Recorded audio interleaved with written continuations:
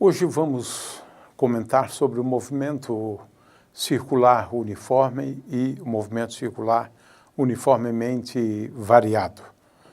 O movimento circular uniforme teve uma relevância muito grande no estudo do movimento dos astros. A ideia era que os planetas, o Sol, a Lua, descrevessem movimentos circulares e uniformes, mas logo se percebeu que será praticamente impossível, porque os planetas exibiam um movimento muito mais complexo. No entanto, uma proposta de Eudóxio resolveu esse problema, ou seja, reproduz o movimento, também conhecido como o movimento retrógrado típico dos planetas, de forma que fizemos uso de movimento circular para descrever os astros na abóbada celeste ao longo de mais de 2000 anos. Newton também procurou entender por que a Lua exibiria um movimento circular e qual é a força que faz com que a Lua se mantenha em movimento circular. Essa força é a força gravitacional. Então, o movimento circular teve uma importância histórica muito grande. Vamos, então, abordar alguns aspectos do movimento circular uniforme e do movimento uniformemente variado, mas circular.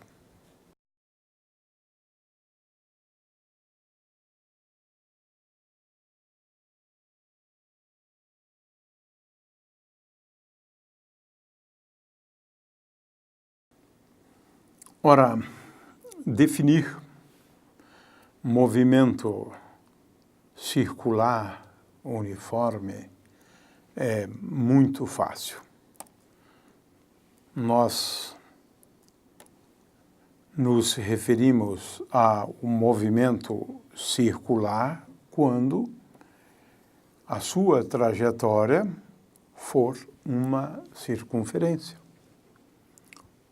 Ele é dito uniforme quando a velocidade escalar, v, for uma constante. Para lembrar que ela é constante, vamos colocar um índice 0 aqui.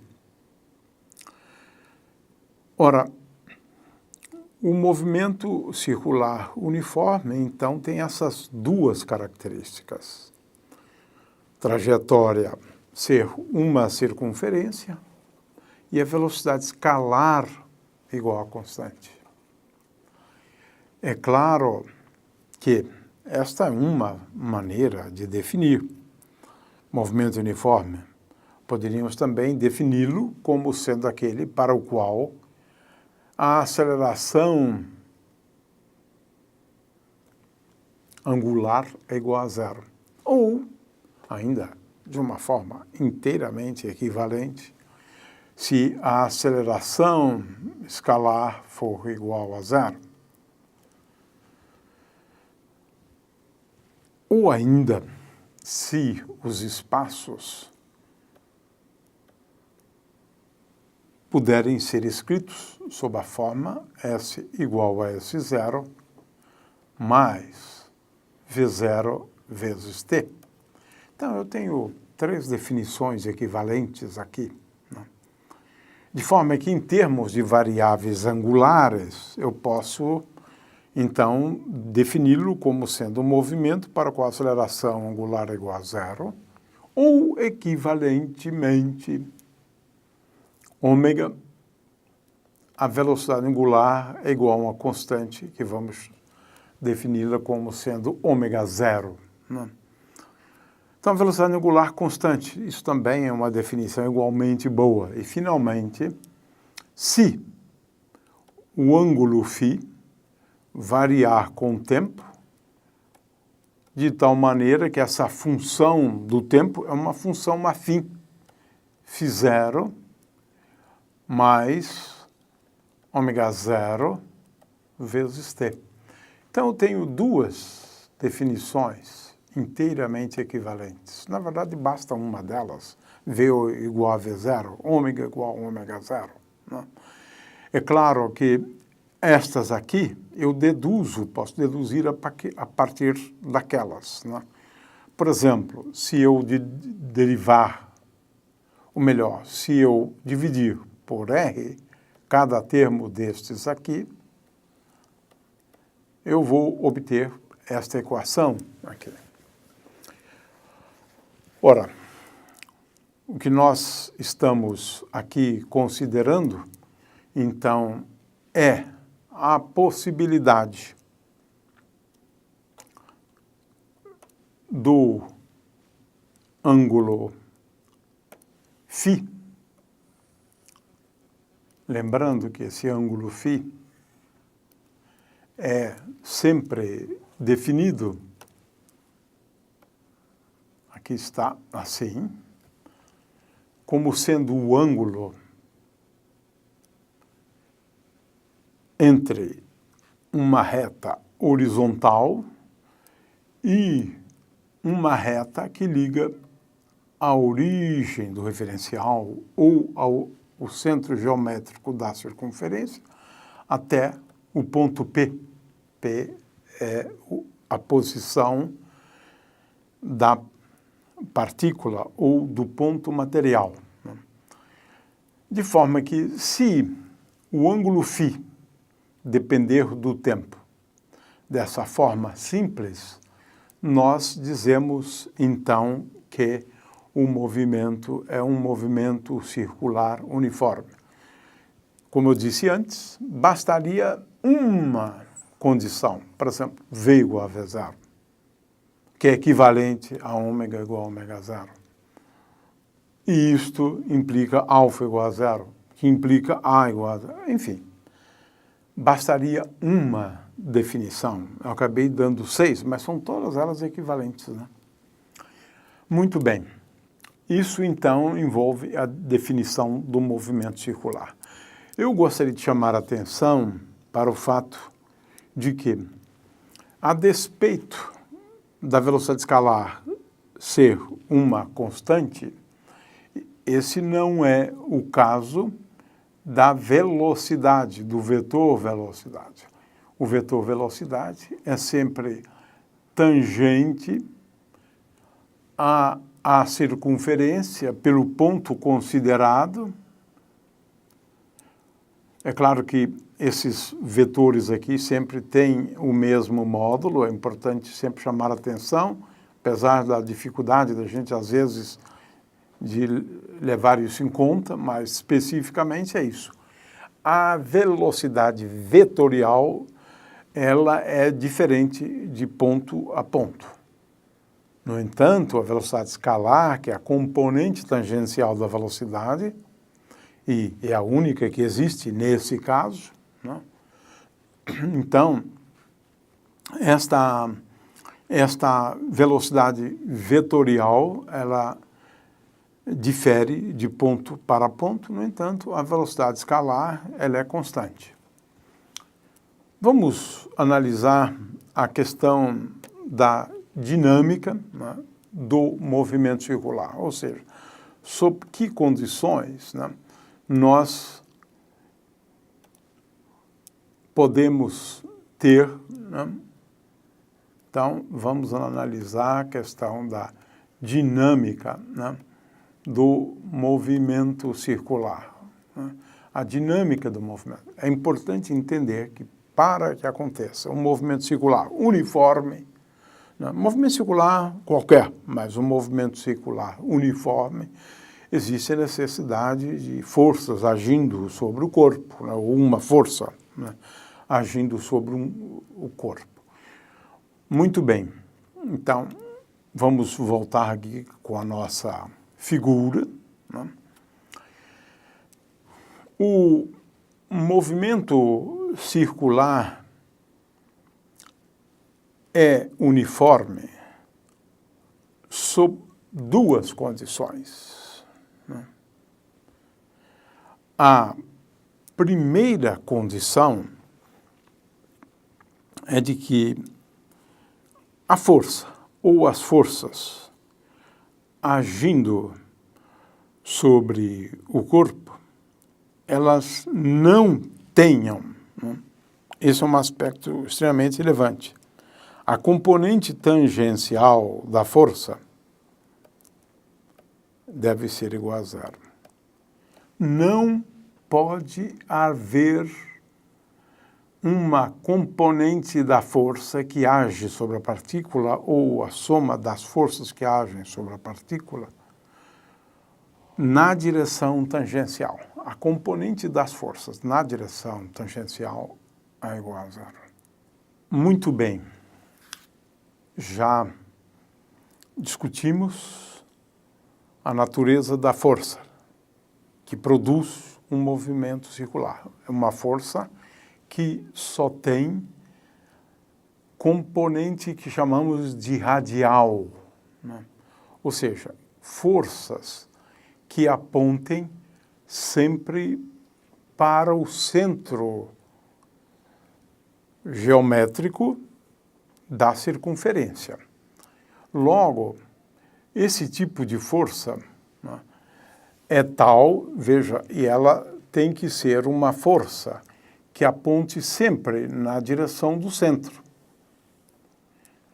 Então, essa é a característica importante em cada ponto, e veja que essa força é uma força, como veremos daqui a pouco, constante em módulo. Ela muda, sim, ela muda de direção e sentido em cada ponto, sempre apontando para o centro. Essa força sempre aponta para o centro. Ela tem que ter o mesmo módulo, que muitas vezes é difícil desenhar aquilo. Então, é uma força, como nós dizemos, uma força radial. É uma força, no caso, apontando sempre para o centro. E veja-se que essa componente normal, lembrando na nossa definição de componente normal, esta aqui é a normal, a circunferência por esse ponto, então essa é a normal. A componente normal da força, claro que aqui eu tenho a normal passando por esse ponto, aqui eu tenho a normal passando por esse outro ponto, aqui eu tenho a normal passando por esse ponto e assim por diante. Tenho a normal passando por esse ponto. O fato é que a componente normal da força, Fn, tem que ser diferente de zero. E negativa, por isso que indicamos, queremos chamar sempre atenção para essa flecha aqui. A força aponta sempre para o centro.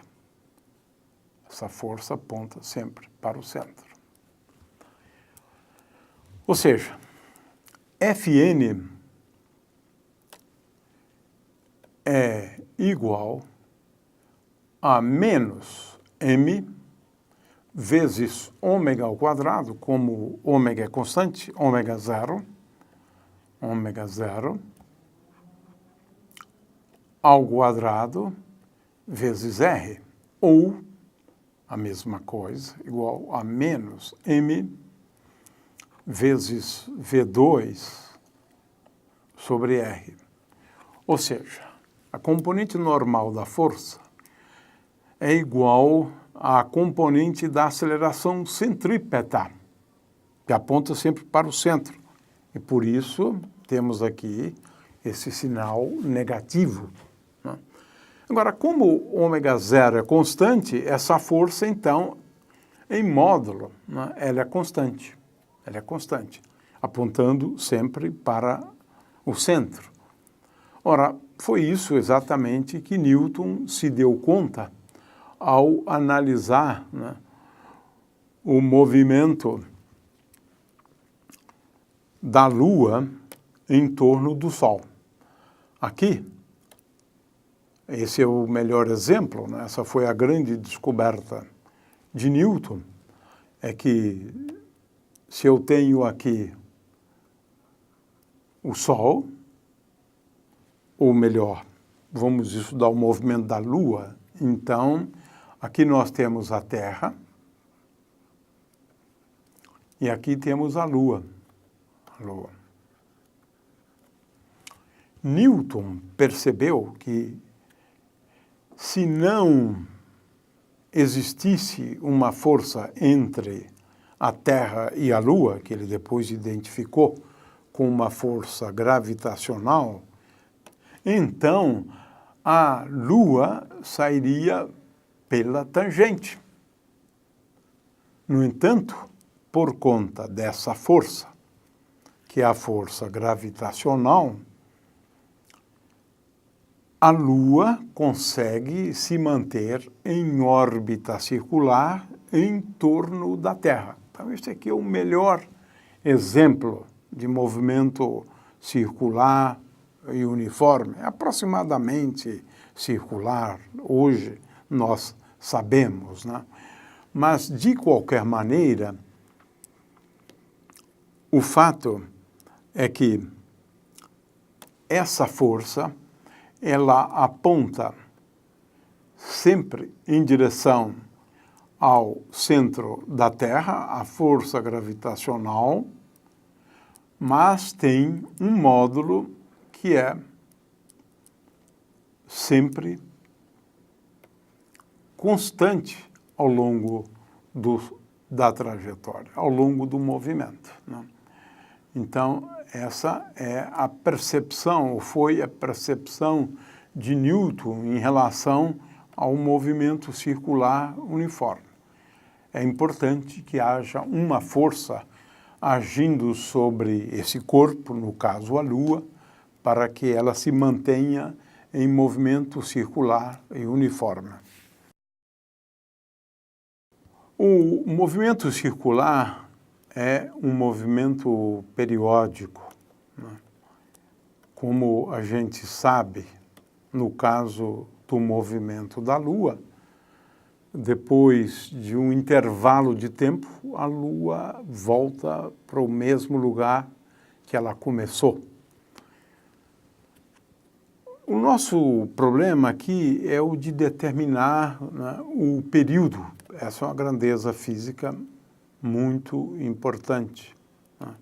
O período do movimento. E designamos o período pela letra T. Para a gente calcular o período, vamos analisar o movimento circular e consideremos o caso em que, no instante de tempo, digamos, t igual a 0, a partícula estava numa posição caracterizada pelo ângulo φ igual a φ0. Ou seja, no instante de tempo t igual a 0, a partícula está nesse ponto aqui. E é claro que o ângulo associado a este ponto, ele é o ângulo que chamamos de φ0. Muito bem. Então, φ0 é este ângulo. É o ângulo φ no instante de tempo t igual a 0. A partícula está aqui. Agora, a partícula está em movimento circular, uniforme, de forma que ela vai ocupar posições diferentes ao longo do tempo, aqui, aqui, aqui, aqui, aqui, e assim por diante. A partícula está em movimento. Depois de um tempo t, depois desse instante de tempo t, a partícula está aqui. Mas o ângulo φ não é igual a φ0. O ângulo φ agora é igual a φ0 mais 2π. Ela deu uma volta completa. Isto no instante de tempo agora t.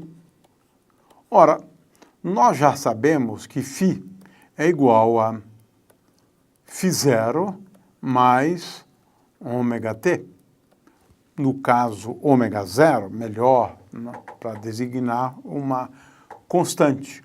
Portanto, φ, depois de um tempo t grande, é igual a φ0 mais ômega-0 vezes t grande. Mas isto é igual a φ0 mais 2π. Ora, consequentemente, concluímos que ômega-0 vezes t é igual a 2π. Portanto, o período é igual a 2π sobre ômega-0. Ou 2π sobre ômega. Muitas vezes a gente usa apenas ômega. Então, aqui está. O período, o intervalo de tempo decorrido entre duas passagens pelo mesmo ponto, né, é igual a 2π sobre ômega, ou 2π sobre... A gente define também a frequência como sendo igual ao inverso do período. É uma definição de frequência, né, do movimento. Portanto, a frequência é igual a ômega-0 dividido por 2π. Esses são os aspectos mais relevantes no estudo do movimento circular. O movimento circular uniforme é um movimento periódico de período t, t igual a 2π sobre ômega, ou 2π sobre ômega-0, para lembrar que é constante, e a partir do período posso definir a frequência. Analisamos também a questão da dinâmica, e essa questão é uma questão também muito importante, entender que, a despeito do movimento ser uniforme, como ele é um movimento circular, o corpo está sob a ação de forças, ou pelo menos uma força. E essa força só exibe a componente normal. Essa força é uma força radial. Vamos começar definindo o movimento circular uniformemente variado. Claro, pelo fato de ser um movimento circular, a órbita ou a trajetória da partícula é uma curva conhecida como circunferência. A circunferência ela é caracterizada como sendo o lugar geométrico dos pontos do espaço que estão à mesma distância de um ponto, que vamos chamar aqui de O, que é o centro da circunferência. Temos mais de uma forma de definir movimento circular uniformemente variado. A primeira delas é dizer que o movimento circular é uniformemente variado se o espaço puder ser escrito como uma função do segundo grau. S igual a S0 mais V0 vezes T mais A0 T ao quadrado sobre 2. Eu estou usando A, né, com o índice 0 sempre para lembrar que é aceleração constante. Ou a mesma coisa, V é igual a V0 mais A0t. Ou ainda, se a aceleração escalar for constante. Três definições inteiramente equivalentes. Aceleração escalar constante, a velocidade sendo dada por uma função afim, um polinômio de primeiro grau ou um polinômio de segundo grau. É claro que se eu dividir cada uma delas por R, se eu dividir essa por R, se eu dividir essa aqui por R, e se eu dividir essa aqui por R, eu vou obter que φ é igual a φ0 mais ômega 0 vezes t mais alfa 0 vezes t ao quadrado sobre 2. Agora estou usando variáveis angulares. A velocidade angular é igual a ômega 0 mais alfa 0 vezes t, ou se dissermos que é um movimento para o qual a aceleração angular é uma constante. Aí está. Então, temos três definições inteiramente equivalentes. Agora, vamos analisar uma questão mais complexa, que é a questão da dinâmica do movimento circular uniformemente variado. A dinâmica do movimento.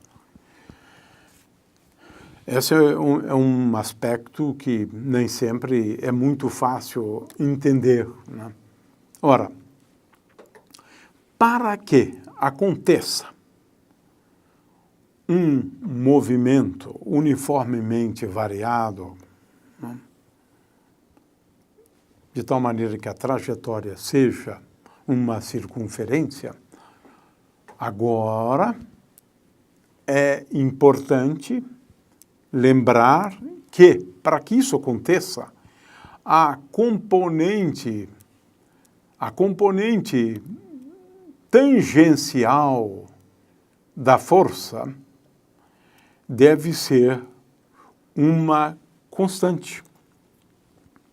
Uma constante. Poderíamos chamar de F0t. F0t. Então, veja, a partícula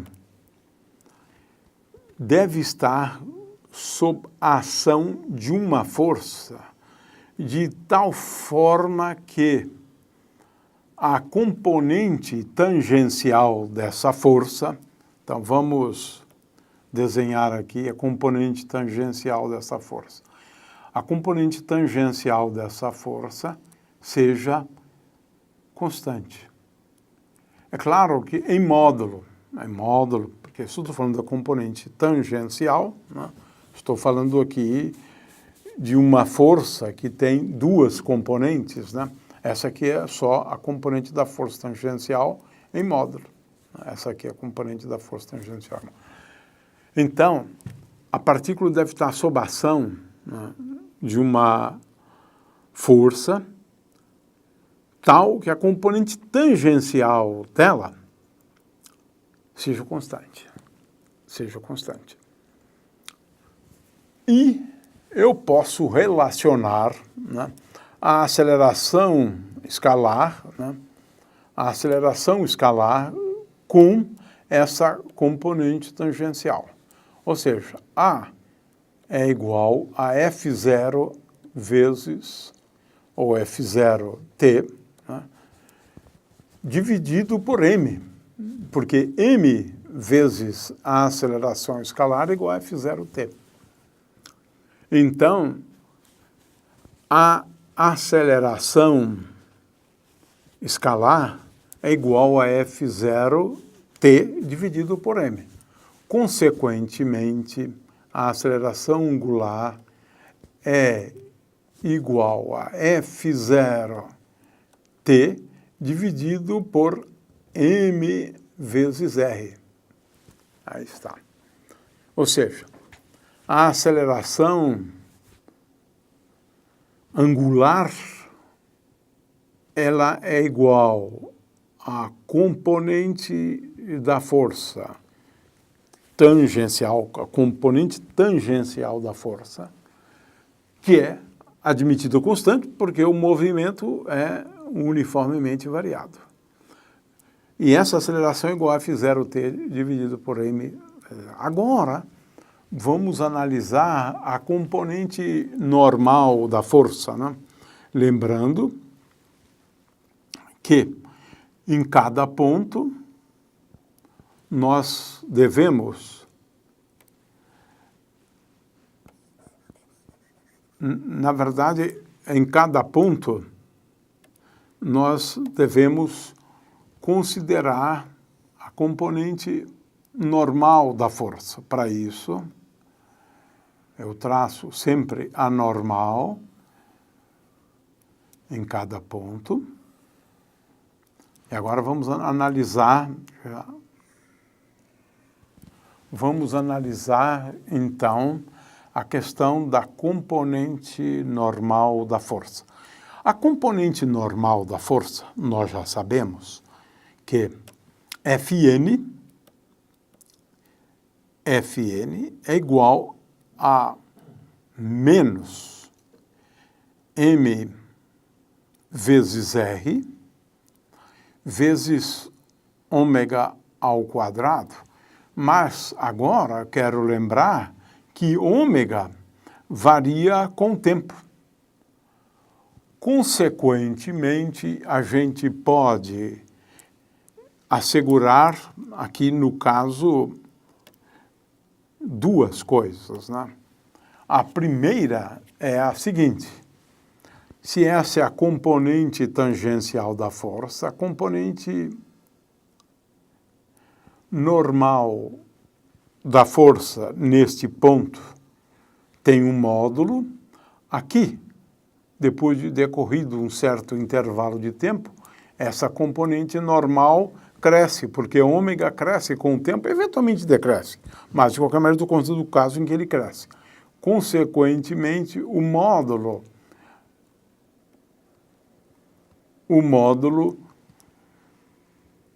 da força varia com o tempo. O módulo da componente normal da força.